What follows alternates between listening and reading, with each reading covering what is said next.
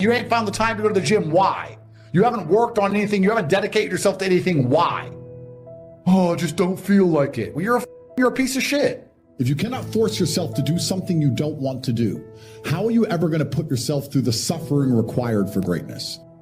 If you cannot force yourself to train when you do not want to train, if you cannot force yourself to work when you don't want to work, or force yourself to eat right, how can you possibly ever become a monumentally successful person if you cannot control yourself long enough to do what must be done as opposed to what you feel like doing? A man must do what he is supposed to do irregardless of how he feels. That is the key component to masculinity, is discipline.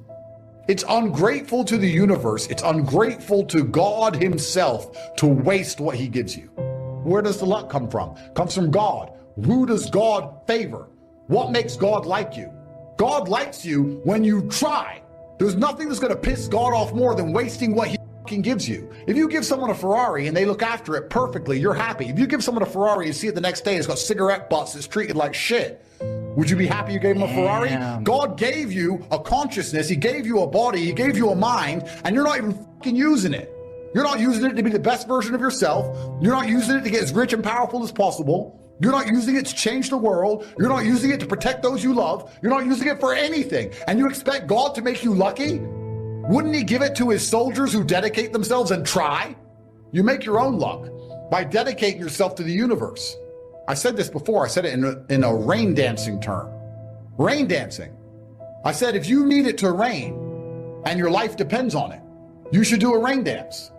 Now, do rain dances make clouds come? No. But perhaps by some strange twist of fate, far in the distance, another tribe will see you rain dancing and realize you need water. And they'll think, he needs water. And we need something he has. And they'll bring you water. If you didn't rain dance and just sat there waiting for it to rain, the water would have never come. There's no such thing as working too hard. You'd be amazed how if you just do work, how amazing things happen.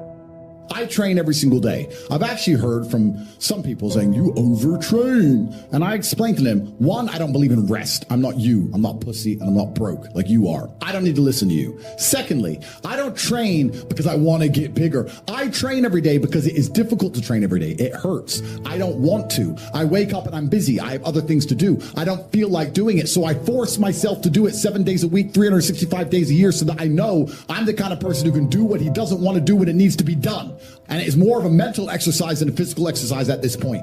How can you ever outcompete me if I can force myself to do the things I don't want to do and you cannot? The only shortcut to life is to never miss a day, because sometimes you get lucky. And you'll never miss a lucky day if you try every day. Because when you've come from the absolute bottom to the absolute top and you've done it all off of your own back, and hard work and dedication and never missing a day. One, because of compounding interest. And two, if you don't try every day, you might miss your lucky day. And that's what people don't understand. If you never miss a day and you never don't try and you're always on time and you try and improve every aspect of your life and you're a professional and you try and make sure that you analyze your decisions, you give yourself feedback, you don't make mistakes, you're not lazy. If you try and you make it to the top, because you look at the people down below and you're like, well, why didn't you try? And you catch yourself being very elitist. And this is what's scary about it, because I'm from a Luton council estate and now I have all this money. But if I meet somebody who's truly broke, I'm not talking about you not have hundreds of millions, but if I meet somebody who's broke, I think they're an idiot. And I catch myself going, is that bad? Am I elitist? Or do I sit down now and I just say, no, I started lower than you and beat you. How are you poor? You're lazy. And I think there's only three reasons you can't get rich in the world today, which is either you're stupid, you're lazy, or you're arrogant. And I find the most common one is lazy and arrogant. It's not stupid. There's nobody at home who is too stupid to become rich. Anyone watching this podcast right now, if you were to sit down next to me and I were to say, do this, do this, do this, do this, do this, you could do it. But you're too lazy to learn how to do it yourself. And you're too arrogant to listen. It's one of the two. Those are the two most common factors of people. So when I meet people who have truly failed and they pretend to me that they didn't want to fail, I know they're one of the three. And it's usually arrogant. Because when I sit and say to them, you could have got out, they don't say, you're right, I could have got out, I didn't try. They don't do that. They say, no, because it's excuse, someone else's fault, the Matrix's fault, no self-accountability. Oh, well, you don't know what you're talking about anyway. Arrogance. Some people don't want to win. And the people who don't want to win are not going to win. So when he sits and says, oh, we need to balance everything out, you cannot legislate everyone rich. You cannot make a loser have what a winner has, because winners are busy winning. That's the bottom line of it. And people say this, not everyone wants to be a hustler. Not everyone wants to have to go out there and grind. Yeah, but some people do. I've never in my life seen anyone who's determined to get something not get it. I've never seen somebody who is determined in their heart to get something not get it. People think it's difficult out here. I disagree. I've never seen someone wake up and say, nah, this is all I care about. This is all I want. Not get it. Everyone who thought that way in fighting was a world champion. Everyone who thought that way about money was rich. I've never seen anyone fail. Bro, I've seen people with no credit score and no job determined to get an R8 manage to get one on finance somehow. I've seen it. If it's all you want, you're going to get it. If I'm unhappy with something and I'm uncomfortable with something, I fix it. That's endless motivation, which I don't truly believe in as a concept, but that's endless fuel for the fire. If I was unhappy with something about myself, regardless of what it was, I would be able to take all of that discomfort and turn it into endless energy to get the problem fixed. Yeah. But what these people seem to sit and say, I'm really unhappy with X, but then stay doing X. So I don't believe they're truly actually unhappy. What you'll notice if you live life long enough is that somebody will sit and say to you, I'm unhappy being a loser. You say, why are you a loser? I just sit at home and play video games 7 days a week.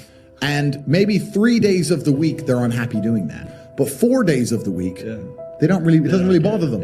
Because if it bothered them 7 days a week, guess what? So I have very little sympathy for people. And that's not because I'm not a nice person, but it's because I've been so hard on myself and I've been through so much pain and trauma myself. Some of it self-inflicted, some of it given to me by God to make me a better person. But I've been so difficult on myself. It's very hard for me to look at somebody who's refused to be difficult on themselves and see them as my equal or feel sympathy or pity for them. And when men sit and say, I want to be happy, I want to feel happy. To feel happy, a lot of the time, you're looking for temporary hedonism. To be happy, you want to get drunk or do something stupid temporarily, and it's very short-lived. I think you should instead be looking as a man to say, I want to feel proud. If you choose pride over happiness, you're going to make decisions that you're proud of and the people around you are proud of, and it's going to be better for yourself and better for society and better for everyone who loves you, everyone you care about.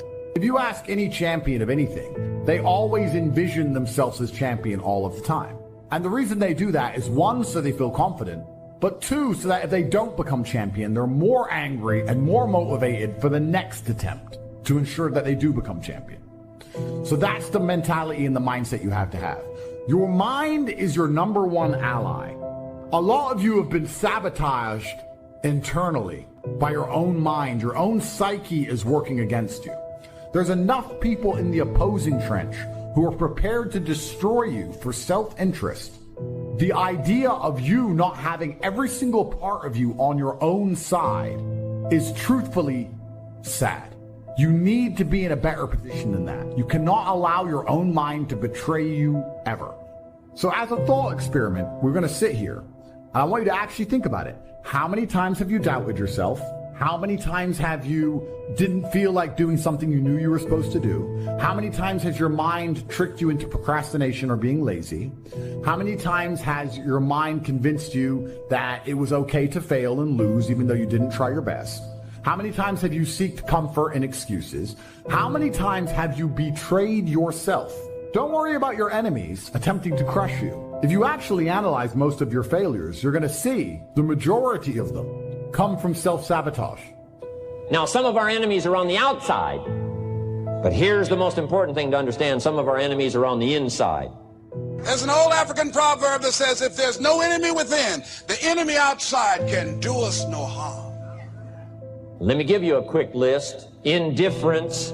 You got to do battle with your own indifference, especially if you've accomplished something, extraordinary. Now, somebody says, well, I got to relax. Here's the key. Not too long. Indecision. Don't let much time go by without making some decisions. The ones that you can make quickly, make them quickly. The ones that take time, take your time. The next one is doubt. I'm asking you to have some faith. Have some courage, believe, drive your doubts into a small corner. Don't doubt the future. Don't doubt the possibilities. And here's the most important one of all. Don't doubt yourself. See, it's time now. If you want to make this your decade, you've got to start saying yes to your life, yes to your potential. Why not? Why not me? Take sword to your enemies. Whatever's going to destroy those values, take sword to it. If it's worry, take sword to it.